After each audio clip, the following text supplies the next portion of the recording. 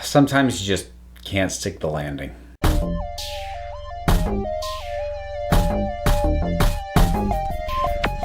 So this is kind of a side project I have been thinking about doing for years.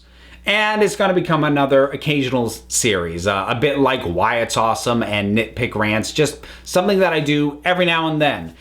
So these are going to be breakdowns of movies that I think either were great up until the very end or could have been great if not for the ending.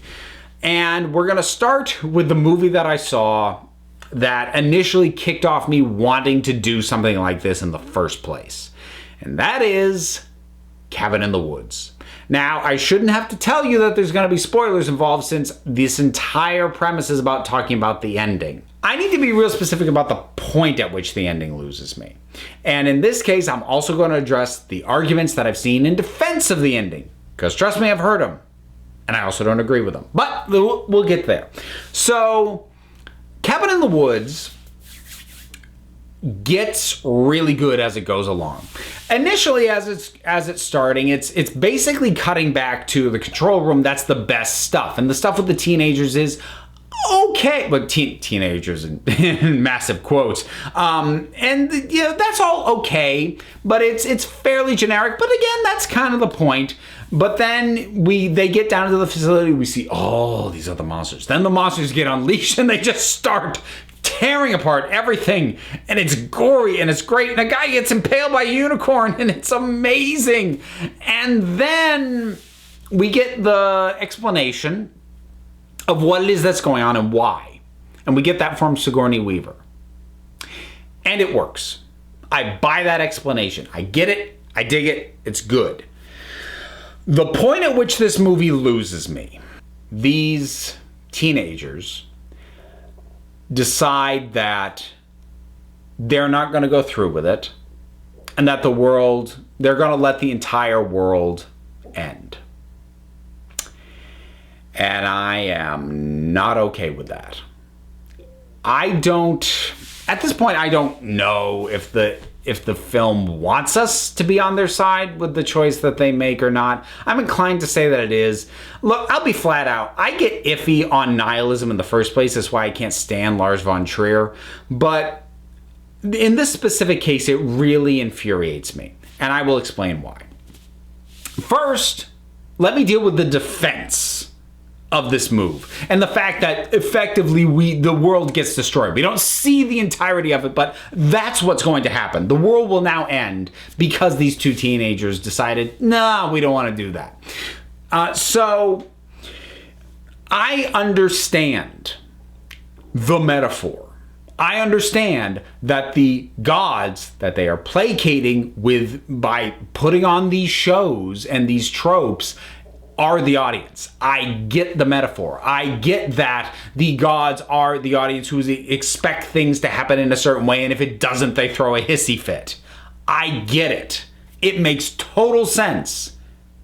And it does not require the world actually being destroyed to work. That metaphor works when it gets explained basically by Sigourney Weaver. Having them actually destroy the world doesn't enhance the metaphor, doesn't make the point stronger. It's just gratuitous. And it wouldn't bother me that much, except that they establish just a little too much about the world beyond this facility and these kids. And specifically, they establish children. Because we see the footage from Japan with these schoolgirls fighting this ghost thing. And that, if they hadn't shown that, I might have been maybe not loving this, but I wouldn't hate it. Because the reason that I hate it is by including that scene, you establish the size and scope of this world. You establish firmly that this world includes children. Children who will now die because two teenagers had a nihilistic f it moment. And I'm not okay with that. The whole thing just overplays its hand with this move. And I also don't buy the argument of, well, if the world requires these kinds of sacrifices to keep moving, well, that's not a world worth saving. That is an argument that only works if at least the majority of the population is aware of and is complicit in what is going on. That's not the case here. The population at large doesn't know. These children don't know. But now they're going to die. They're going to all die. Horrible, terrible, painful deaths. And it's not so much that in and of itself, but it's the fact that it's set off by these two kids having a nihilistic teenage rebellion moment. It's not even like it's a choice they make out of fear because they don't want to die. It's a measured choice. They're going to kill the world. They're going to kill the children of the world that we know exist because we've seen them. The films showed them to us.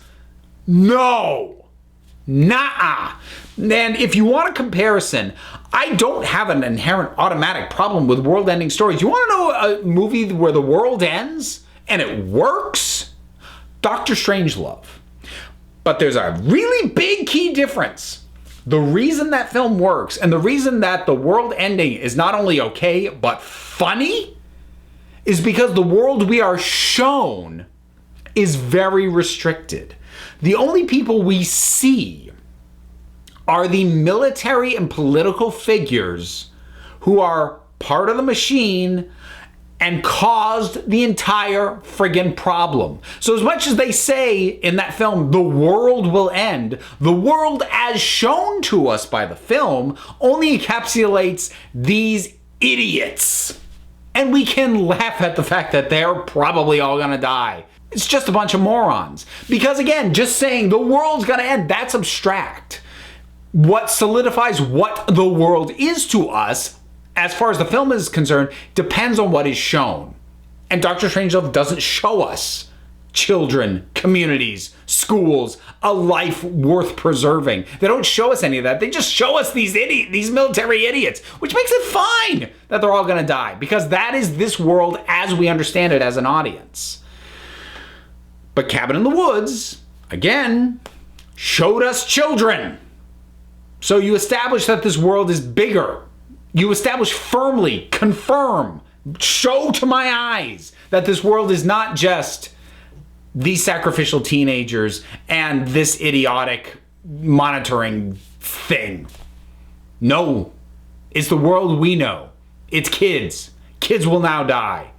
And I don't care if you call me just a party pooper. I will come back to what I said before. It's not necessary in order for the metaphor to work.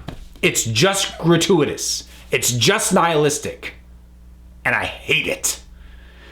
So that is why I feel that the ending to Cabin in the Woods doesn't work. It couldn't stick the landing. Those are my thoughts. What are yours? Do you have a defense for this film that isn't one of the ones that I have addressed as to why I don't accept? Do you agree with me? You can certainly disagree with me. A lot of people seem to. Just, if you're going to do that, do it politely, if you don't mind. But in any case, what are your thoughts on all this? Whatever they are, drop something down in the comments. Let's talk about it. All the stuff, you know the stuff. Like, subscribe, Patreon support, maybe. I got shirts for sale, Twitter, podcast, blah. Links for all that stuff is down in the description. And until next time, this council is adjourned.